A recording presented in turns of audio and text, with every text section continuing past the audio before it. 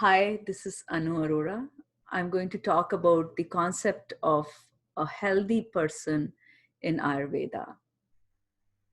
Sama doshaha, sama dhatu, sama agnischa, mal kriyaaha, prasanna, atma, indriya, manaha, swastha iti abhidheeyate.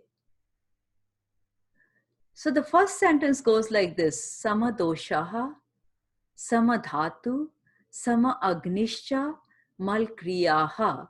So that means a balance in our functional system, the physical functional system, balance in the tissue system which builds us, balance in the digestive fire which digests and creates energy for us, and balance in how our excretory system is working. That's good. A lot of us are focused on that physical well-being.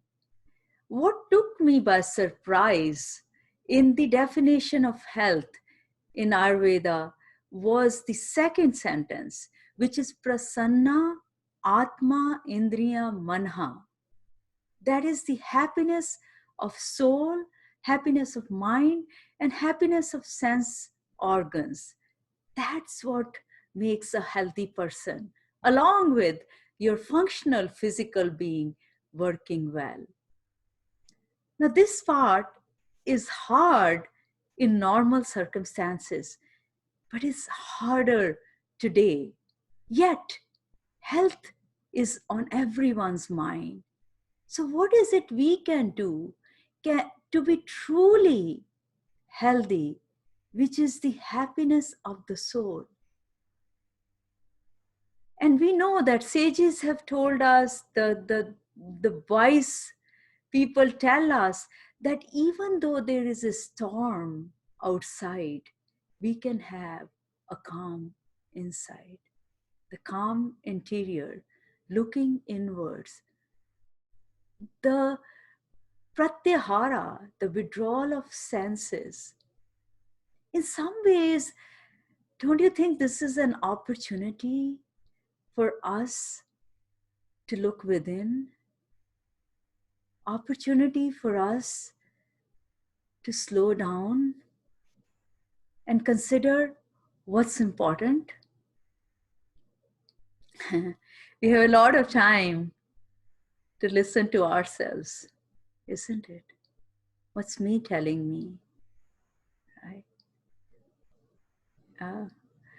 So some of the techniques which I have gathered that are working for me, worked for my clients.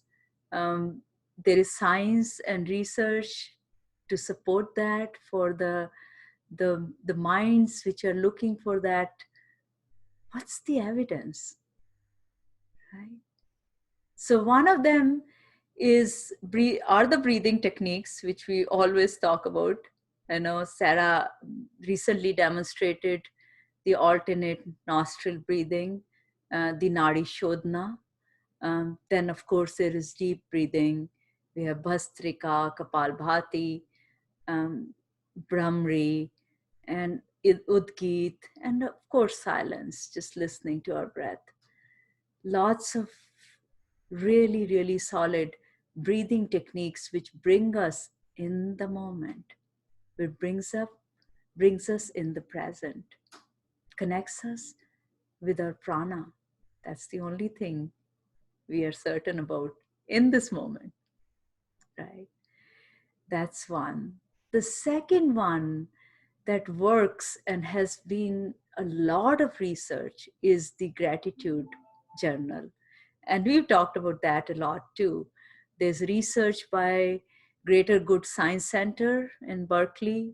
There is research by Dr. Martin Seligman at Penn University.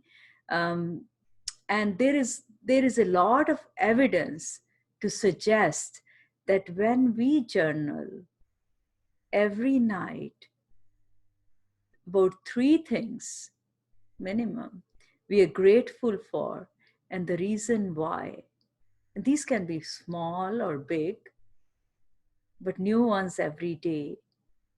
The neuroplasticity of our brain changes. We create new neural network, which brings us the state of calm, allows us to be in a happier state of mind. So that's the number two. Breathing techniques is number one. Gratitude is number three, a two. And then, of course, there has to be number three. Every talk should have three things, isn't it? So the third one is compassion. Compassion. The world needs more of compassion. I was thinking about this yesterday. I think we are liars. We are. When our children are growing up, we say, "Oh, share your toys with the other person or the other kid. Go share your toys." Do we? We don't even talk to people who don't even share our views. We become so divided as adults. We fight. We may not physically fight, but we mentally and emotionally are fighting all the time. Today, the world needs a little bit more compassion, maybe a lot more, but we start with a little bit more compassion. And compassion is not just empathy, it is not stepping into somebody's shoes and saying, "I feel with you," and feel that feeling.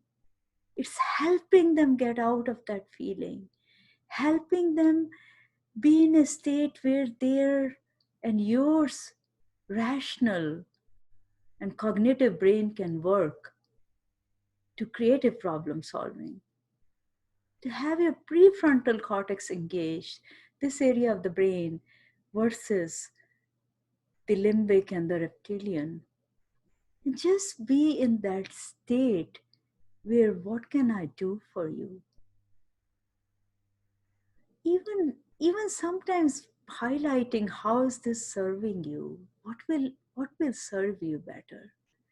Just stepping, helping them step away from some of the situation they find themselves in, and their mind loops are sinking them deeper.